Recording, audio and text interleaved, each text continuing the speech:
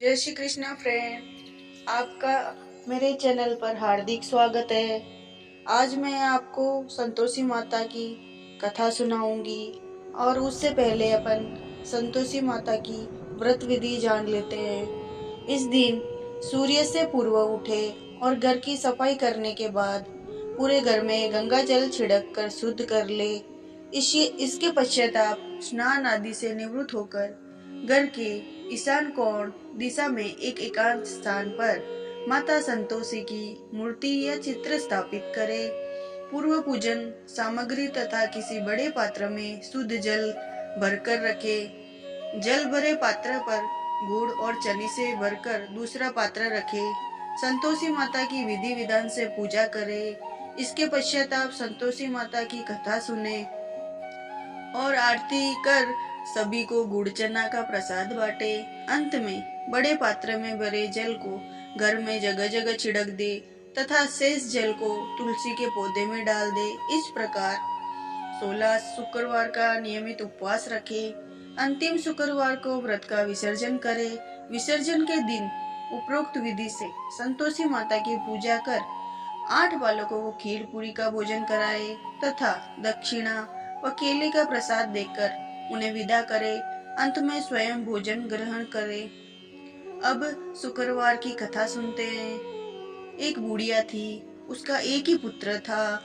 बुढ़िया पुत्र के विवाह के बाद बहू से घर के सारे काम करवाती थी, परंतु उसे ठीक से खाना नहीं देती थी।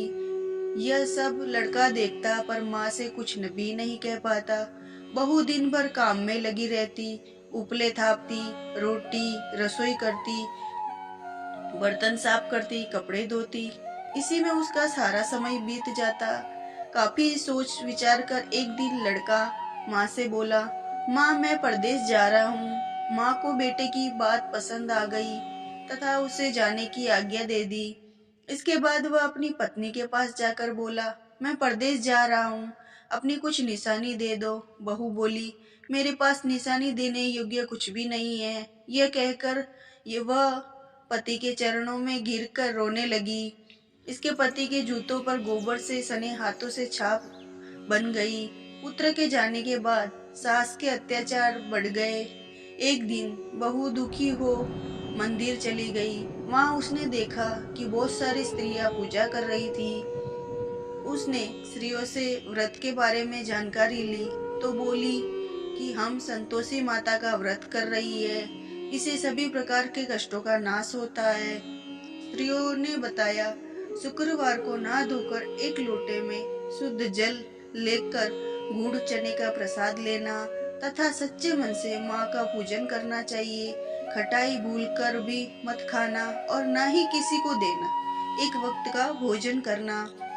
व्रत विधान सुनकर सब वह प्रति शुक्रवार को संयम से व्रत करने लगी। माता की कृपा से कुछ दिनों बाद पति का पत्र आया। कुछ दिनों बाद पैसे भी आ गए। उसने प्रसन्न मन से फिर व्रत किया तथा मंदिर में जा अन्य स्त्रियों से बोली, संतोषी माँ की कृपा से हमें पति का पत्र तथा रुपया आया है।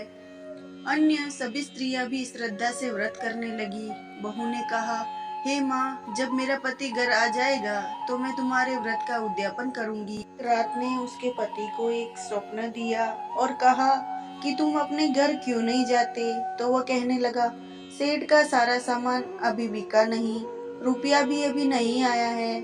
उसने सेठ को स्वप्न की सारी बात कही तथा घर जाने की इजाजत मांगी, पर सेठ ने इनकार कर दिया। माँ की कृपा से कहीं व्यापारी आए, सोना चांदी तथा अन्य सामान खरीद कर ले गए। कर्जदार भी रुपया लौटा गए। अब तो साहूकार ने उसे घर जाने की इजाजत दे दी। घर आकर पुत्र ने अपनी माँ व पत्नी को बहुत सारे रुपए दिए। पत्नी ने कहा कि मुझे संतोषी माता का उद्यापन करना है। उसने सभी को न्योता दे दिया है। उद्यापन की सारी तैयारी कर दी। पड़ोसन की एक स्त्री उसे सुखी देख ईर्ष्या करने लगी थी। उसने अपने बच्चों को सिखा दिया कि तुम भोजन के समय खटाई जरूर मांगना। उद्यापन के समय खाना खाते खाते बच्चे खटाई के लिए मचल उठे तो बहू ने पैसा देकर उन्हें बहलाया। बच्चे दुकान से उन पैसों की इमली खटाई खरीद कर खाने लगे। तो बहू पर माता ने कोप किया। राजा के दूत उसको पति के पकड़ कर ले जाने लगे। तो किसी ने बताया कि उद्यापन में बच्चों ने पैसों की इमली खटाई खाई है। तो बहू ने पुनः व्रत के उद्यापन का संकल्प किया। संकल्प के बाद वह मंदिर से निकली तो राह में पति आता दिखाई दिया। पति बोला, इतना धन जो कमाया है उसका टैक्स राजा ने मांगा था। अगले शुक्रवार को तो उसने फिर विधिवत व्रत का उद्यापन किया। इससे संतोषी माँ प्रसन्न हुई। 9 माह बाद चांद सा सुंदर पुत्र हुआ। आज सास बहू तथा बेटा माँ की कृपा से आनंद से रहने लगे। संतोषी माता की अनुकंपा से व्रत करने वाले स्त्री पुरुषों की सभी मनोकामना पूरी होती है। परीक्षा में सफलता, न्यायालय में विजय, व्यवसाय में लाभ और घर में सुख समृद्धि का पुण्य फल प्राप्त होता है। अविवाहित लड़कियों को सुयोग्य वर मिलता है और ये कथा सुनने से सारी मनोकामनाएं पूर्ण होती है।